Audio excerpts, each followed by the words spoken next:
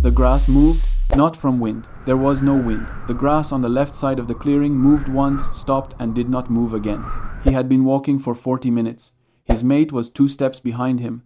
Their son, 4 years old, was on her back. They were heading toward the river, where there was water and where yesterday there had been roots near the bank that were edible. He stopped. She stopped. Neither of them spoke. There was no language yet for what they both understood in the same fraction of a second. The grass moved wrong. Something was in it. Something that was now very still because it had noticed that they had stopped. He had 3 seconds, maybe 4. He did not know the name of what was in the grass. He did not need to. 2 million years of his family's memory was already answering for him. Faster than thought, faster than language, faster than fear had time to form into something he could name. He grabbed her arm. They ran. This is a story about the oldest skill your species ever developed. Not fire, not tools, not language. The skill that had to exist before any of those things could matter. The skill of not dying in the next 4 seconds. For the first several million years of human evolution, your ancestors were not the dominant species on the African savannah. They were a medium-sized prey animal with no claws, no venom, no armor, and no speed advantage over anything that wanted to eat them. The lions were faster, the leopards were quieter, the hyenas were more persistent, the crocodiles were more patient, the eagles were invisible until the moment they weren't. And yet here you are, which means something worked. Something your ancestors did, in the moments between the grass moving wrong and whatever happened next, was effective enough to allow some of them, enough of them, to survive long enough to have children who had children who eventually had you. Understanding what that something was is not just a history lesson. It is a map of the deepest parts of your own nervous system. And once you understand it, you will never be able to look at your own fear responses the same way again. Let's go back to the clearing. He is running. She is running. The boy is on her back, face pressed into her neck, not making a sound because even at 4 years old, the instinct to be silent when the adults run is already written into him. The leopard comes out of the grass 14 meters behind them. It is not at full speed yet. A leopard hunting does not begin at full speed. It begins at a controlled acceleration, reading the prey, calculating the angle, looking for the one that will separate or stumble. He knows this without knowing he knows it. He is running toward the tree line, not away from the leopard. This is the critical distinction that most prey animals never make. Running away from a predator gives the predator a straight chase. Running toward something, toward trees, toward rocks, toward water, changes the geometry of the hunt. It introduces obstacles. It changes what the predator has to calculate. His legs are not as fast as the leopard's. His lungs are not built for the same burst acceleration. But his brain, even this early brain with its still developing prefrontal cortex, is doing something the leopard's brain is not doing. It is thinking 3 steps ahead. The tree line is 60 meters away. The leopard is 14 meters behind and accelerating. The math, if you could do it cleanly, says they don't make it. The leopard is faster. The distance is too great, but the math has a variable that pure speed doesn't account for. He screams, not from fear. Fear would have silenced him. He screams the specific call that his group uses for large predator, the one that carries in open savannah, the one that every member of his group recognizes the way you recognize a fire alarm even when you are asleep. 200 meters away, near the edge of the tree line, 3 other members of his group hear it. They do not run away, they run toward. This is the thing about early human-predator response that the textbooks often miss. The freeze-flee-fight sequence that most prey animals go through is not the sequence your ancestors developed. Your ancestors developed something more complex and, in the context of group living, dramatically more effective. Freeze, read, communicate, coordinate. The 3 group members running toward him are not running to fight a leopard. No individual human then or now fights a leopard and wins. They are running to change the leopard's calculation. A leopard hunting one prey animal in open grass is in an excellent position. A leopard hunting one prey animal that suddenly has 4 companions running toward it from multiple directions, all screaming, all picking up rocks, all making themselves as large and loud and unpredictable as possible, is in a completely different situation. Leopards are ambush hunters. They hunt by controlling the variables of an encounter. They choose the moment, the angle, the distance. When that control is disrupted, when the prey stops behaving like prey and starts behaving like a coordinated, noisy, rock-throwing collective that has now surrounded the ambush from multiple directions, the leopard's risk calculation changes. It changes fast. The leopard slows. It is still dangerous. It is still fast enough to kill any one of them individually if they panic and scatter, but it has stopped its acceleration. It is watching the configuration change. It is recalculating. He has reached the first tree. He turns, picks up the heaviest rock he can grab in one motion, and throws it. He is not a good aim. The rock doesn't need to hit the leopard. It needs to add one more variable to the leopard's calculation. The leopard peels away. It moves into the grass and disappears as completely as it appeared. One moment there is a leopard. The next moment there is only grass, and the sound of everyone's breathing, and the boy on his mate's back who has still not made a single sound. That moment, the moment the leopard calculates that this particular hunt is no longer worth the risk, is one of the most important moments in human evolutionary history, not because of what it prevented, but because of what it required. It required that your ancestors develop, refine, and transmit across generations a set of social behaviors that no individual human could perform alone. The warning call that carried 200 meters. The immediate response from group members who ran toward danger rather than away from it.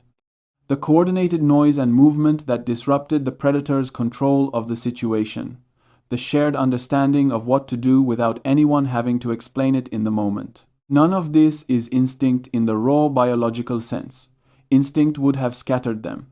Instinct in the presence of a predator is the freeze-flee response, the full-body chemical flood that shuts down complex thinking and says, go, now, anywhere, fast. What they used instead was something built on top of instinct. A learned, practiced, culturally transmitted layer of behavior that overrode the most basic biological response and replaced it with something more sophisticated. The researcher Joseph Jordania, who spent years studying anti-predator behavior in early humans, called this the chorus effect. The principle that a group of animals making coordinated noise together creates a sensory and psychological environment that disrupts a predator's ability to isolate and track individual targets. It appears in dozens of species, but in early humans it reached a level of complexity that no other species achieved, because early humans could vary it, coordinate it consciously, and teach it to their children. But the clearing was only one kind of danger. The leopard was a daytime predator that gave you at least a moment of warning. The leopard in the grass moved wrong. You had 4 seconds. The night gave you nothing. He knows this as well as he knows anything. When the sun moves past a certain point in the sky, the calculation changes entirely. The animals that hunt in darkness have eyes that work in conditions where his are nearly useless. The lion, the leopard, the hyena, the crocodile near the river, all of them are more effective in darkness than in light. All of them know where the water is. All of them know that prey animals have to drink. The group does not sleep in the open. They never sleep in the open. The search for a sleeping site begins hours before darkness falls. Because arriving after dark at a sleeping site you cannot fully assess is a different and worse kind of danger than the leopard in the grass. The criteria are precise, even if no one has ever written them down. Rock at the back so nothing can approach from behind. Elevated position if possible, because most of the things that hunt them are not good climbers and because elevation gives sight lines. Open ground in front so that anything approaching can be seen. Multiple exits, because a sleeping site with only one way out is a trap.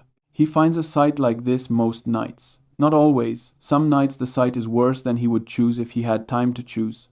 Some nights the group is moving and the darkness catches them in the open and they cluster and light what fire they can and make noise and wait and count on the fact that a noisy, fire-lit group of 15 is a more complicated problem than anything that hunts them wants to solve after a full day of hunting.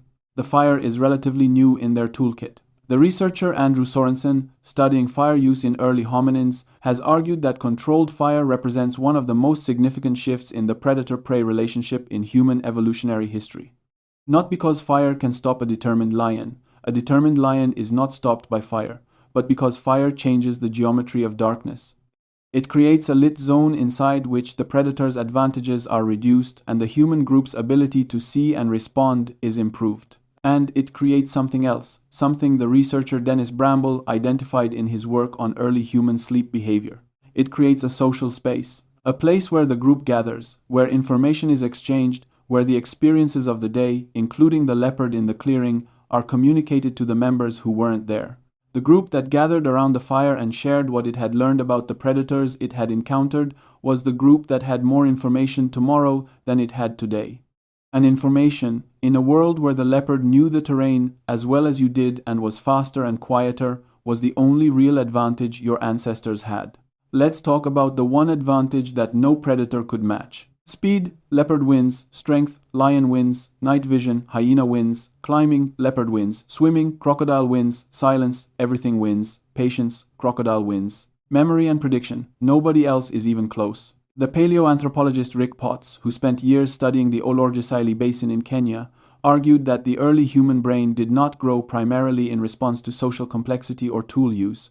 As earlier theories proposed, it grew, he argued, in response to environmental variability, to the need to remember, model, and predict an environment that kept changing.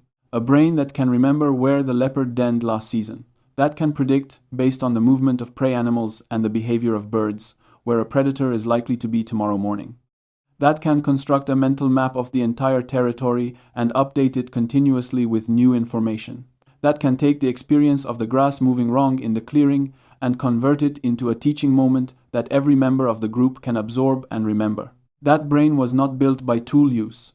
It was built by the daily, exhausting, life-or-death need to be smarter about predators than the predators were about prey. Every time he scanned the horizon this morning, every time he read the behavior of the birds to understand what was moving in the grass below, every time he chose a path that kept the group close to cover without moving through terrain where an ambush was likely, he was using a cognitive architecture that was built, piece by piece, over millions of years of exactly this kind of mourning. There is one more thing that the clearing does not show you, one more piece of the escape strategy that only reveals itself over time. He is teaching his son, not with words, not with formal instruction. The way a 4-year-old learns the difference between grass that moves from wind and grass that moves wrong is by being on his mother's back when his father stops, and feeling her stop, and feeling the tension in her body, and being carried through the sprint to the tree line, and watching his father pick up a rock and throw it, and hearing the group arrive from 200 meters away, and watching the leopard recalculate and leave. He will not remember this specific event as a memory he can narrate, but it is being written into him in a format deeper than narrative.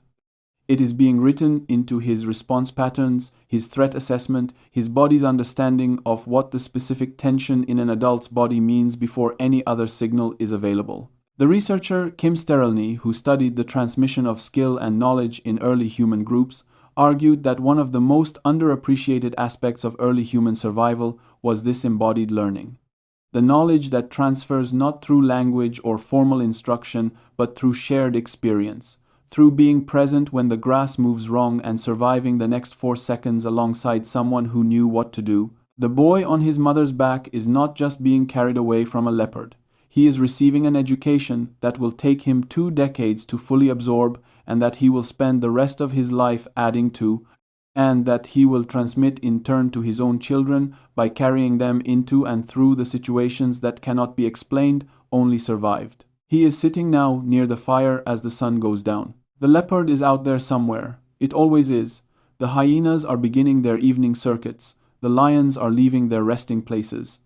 The darkness is coming, and with it, the shift in the balance of power that has governed every night of his life and every night of every life before his. He is not afraid in the way that fear is usually described. He is alert. He is calibrated. The system that runs his threat assessment is not screaming at him. It is humming quietly, constantly, reading every sound and shadow and shift in the air the way a musician reads a score, not panicking at every note but tracking the pattern, waiting for the moment when the pattern breaks. If the pattern breaks, he will know before he knows it. That is the gift of everything that was built before him. Not safety, there was never safety, but the deep, practiced, transmitted ability to read the world fast enough that 4 seconds was enough time. 4 seconds is enough if you have spent 2 million years learning what to do with them. The fire burns. The group settles. The boy is asleep against his mother's side, one hand curled near his face. Somewhere in the grass, something is watching. He is watching back. And the fact that you are here to read this means that, for one more night, at least one version of this story ended the way it needed to. With morning,